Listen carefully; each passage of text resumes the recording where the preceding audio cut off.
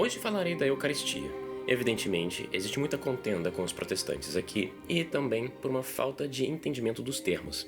É evidente que quando nós católicos falamos da Eucaristia e da presença real de Cristo e também da transubstanciação, nós realmente queremos significar que Jesus está presente, fisicamente, realmente, em corpo, sangue, alma e divindade, na hóstia consagrada.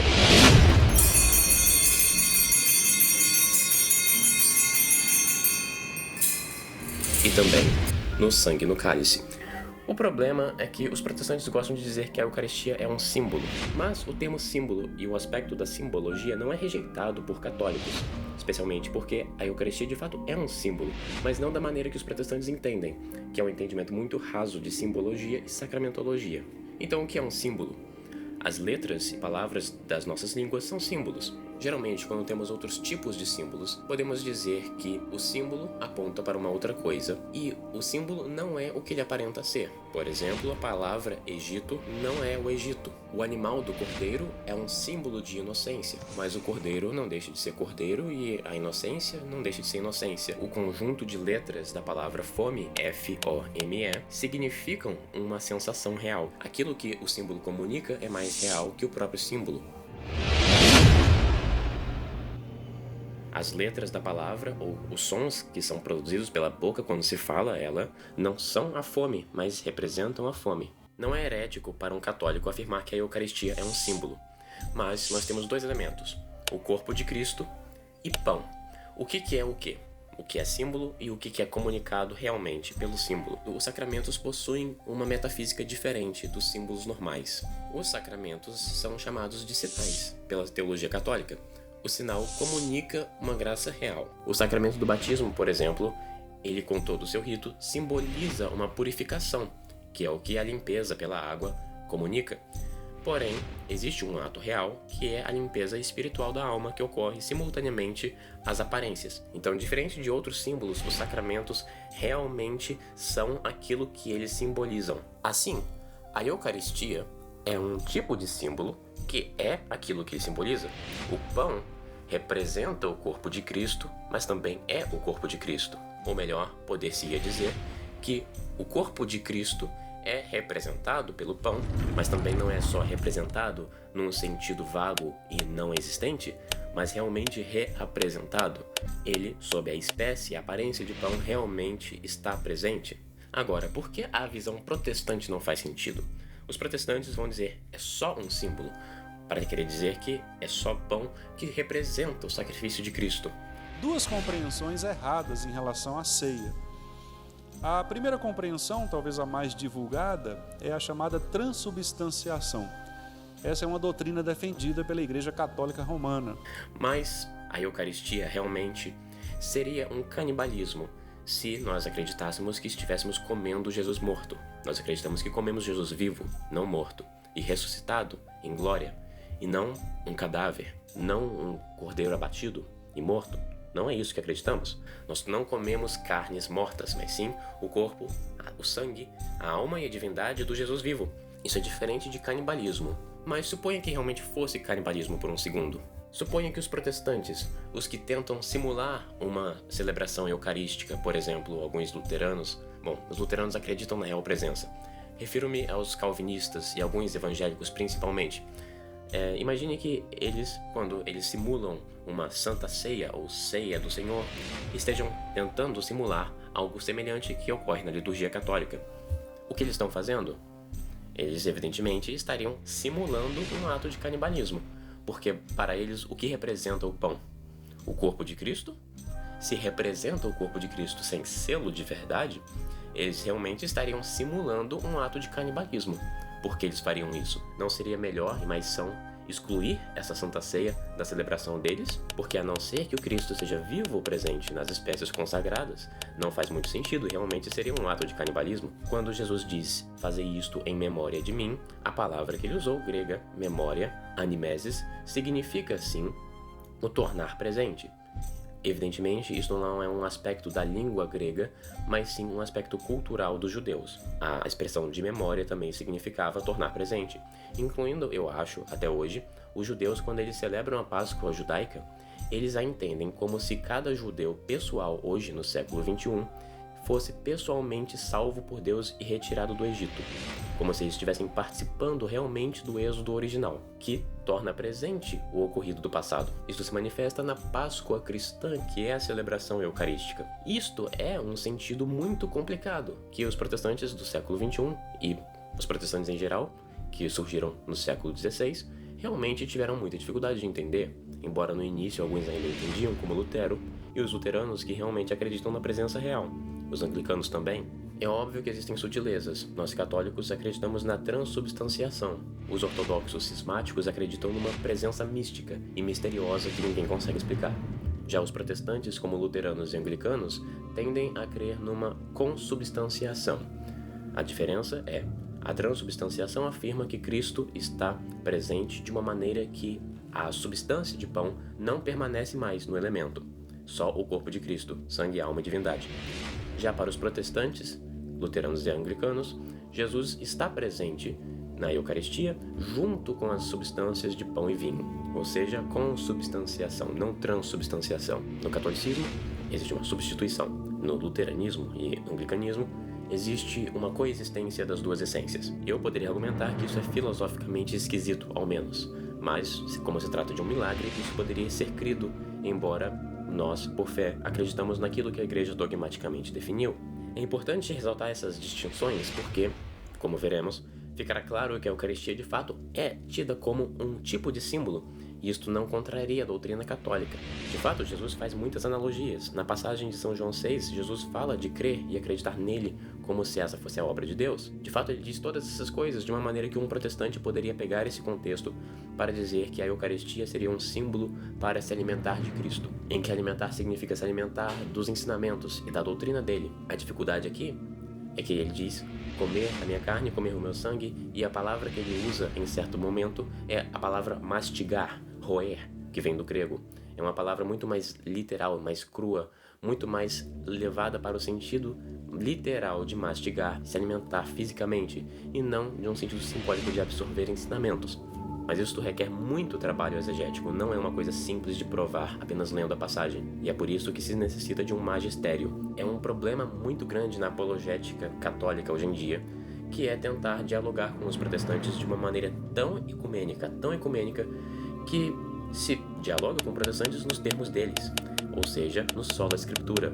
Vamos tentar provar o purgatório na Bíblia, provar isto na Bíblia, provar a Eucaristia na Bíblia, provar a justificação pela fé, necessitando de obras também na Bíblia. Provar tudo na Bíblia, como se isso fosse uma necessidade, quase como se nós católicos acreditássemos em sola escritura. De fato, nós não acreditamos, e os apologistas católicos, que eu elogio bastante, fazem um bom trabalho, porque é necessário dialogar com os protestantes dessa maneira, mas nós não podemos nos esquecer que nós damos assentimento de fé para aquilo que a Igreja Católica nos revela, que é de revelação divina. E nós podemos, principalmente nós devemos, começar a nossa apologética explicando por que nós acreditamos na autoridade da Igreja como infalível, e não tentar provar tudo na Bíblia, não partir deste ponto e deixar para depois a autoridade da Igreja. Então, de uma maneira muito irônica, eu vou citar uma passagem bíblica para provar a autoridade da Igreja. Mateus, capítulo 18, versículos 15 ao 18. Se teu irmão pecar contra ti, vai, corrige-o entre ti e ele só. Se te ouvir, ganhaste o teu irmão. Se, porém, te não ouvir, toma ainda contigo uma ou duas pessoas, para que pela palavra de 2 ou 3 testemunhas se decida toda a questão. Se os não ouvir, dize-o à igreja. Se não ouvir a igreja, considera-o como um gentil e um publicano. Em verdade vos digo, tudo que ligardes sobre a terra será ligado no céu, e tudo que desatardes na terra será desatado no céu. Assim nós cremos na igreja. E em falar da autoridade da igreja, vejamos os concílios ecumênicos. Vamos falar do 4º concílio da história, dos atos do concílio ecumênico de Calcedônia de 451 d.C. na seção 2. Está narrado. Após a leitura da epístola acima, os reverendíssimos bispos exclamaram: esta é a fé dos padres, a fé dos apóstolos. Todos assim cremos, os ortodoxos assim creem. Quem assim não crê seja anátema. Pedro falou pela boca de leão. Kabilule, wa okulu, tenau kishmi, ilkomi hiv.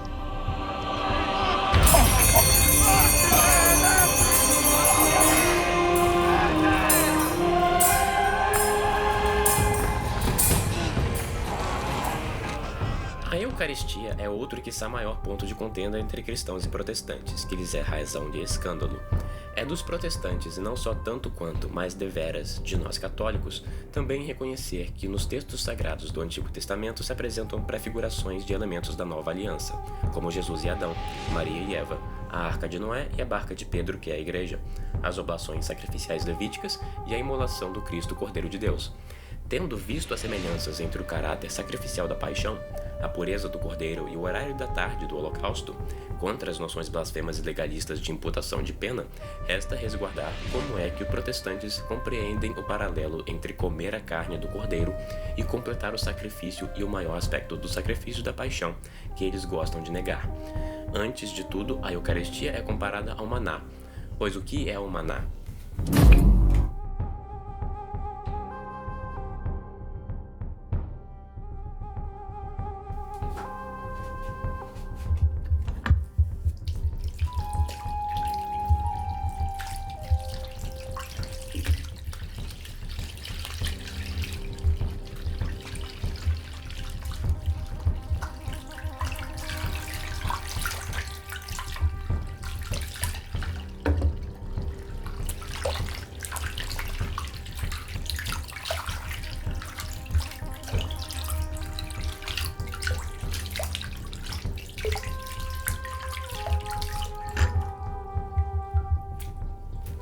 Os israelitas, no Êxodo, haviam fugido do Egito à liderança de Moisés e se encontravam no deserto sem o que comer. Isto é narrado em Êxodo. Partiram de Elim e toda a multidão dos filhos de Israel foi para o deserto de Sim, o qual está entre Elim e o Sinai.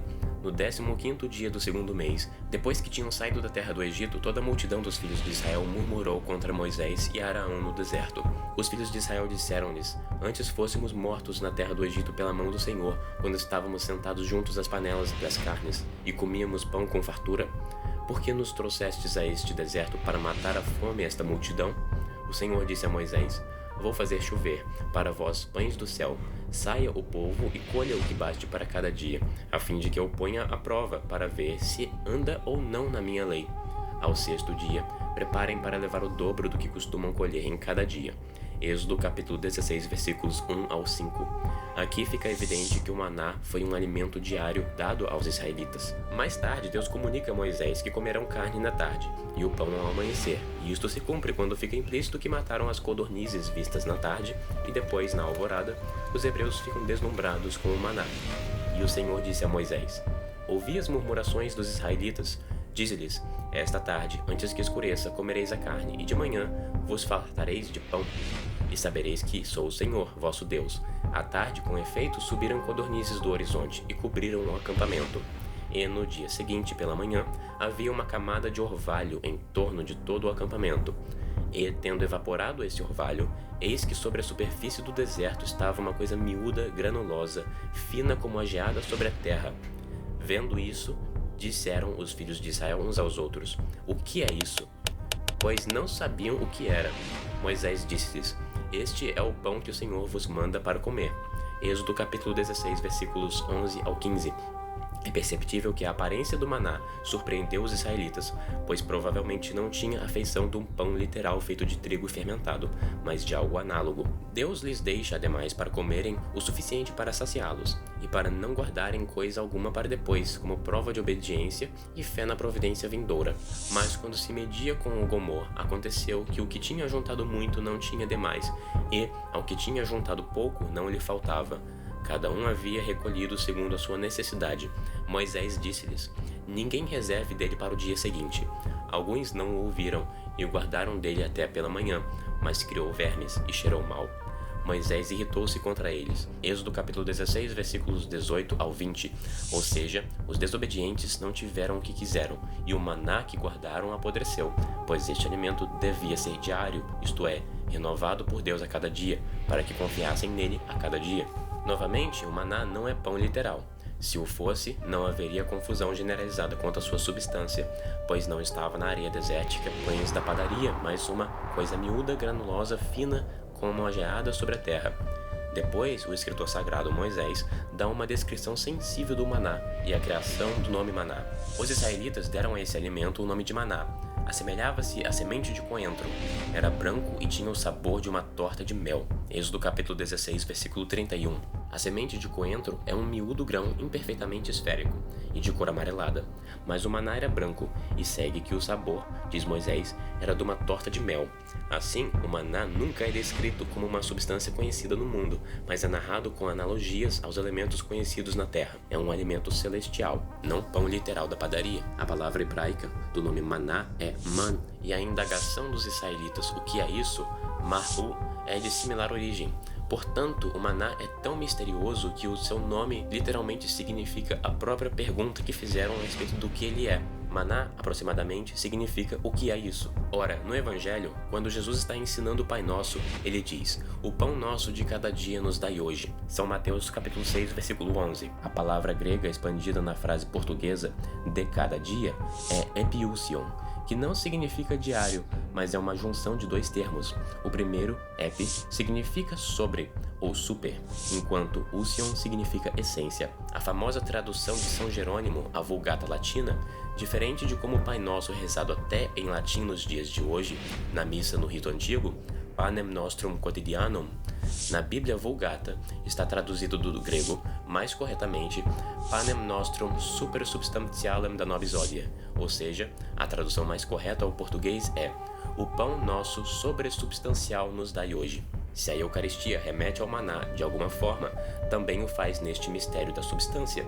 O maná não era comida mundana, mas tinha substância sobrenatural, embora também fosse diário. O ponto do comentário sobre o termo do idioma grego não é para excluir o sentido diário, mas recuperar a mística da substância que fora perdida na tradução. Pois bem, até agora, se entende que o maná é um alimento diário, sobresubstancial, e Jesus, na oração do Pai Nosso, nos manda pedir por um pão sobresubstancial, mas resta saber qual é o alimento análogo ao maná no Novo Testamento, porque o maná já foi e resta a sua memória. Jesus não ensinou que peçamos mais daquele mesmo maná, mas há um lugar em que o próprio Cristo fala dele, e é no capítulo 6 do Evangelho de São João.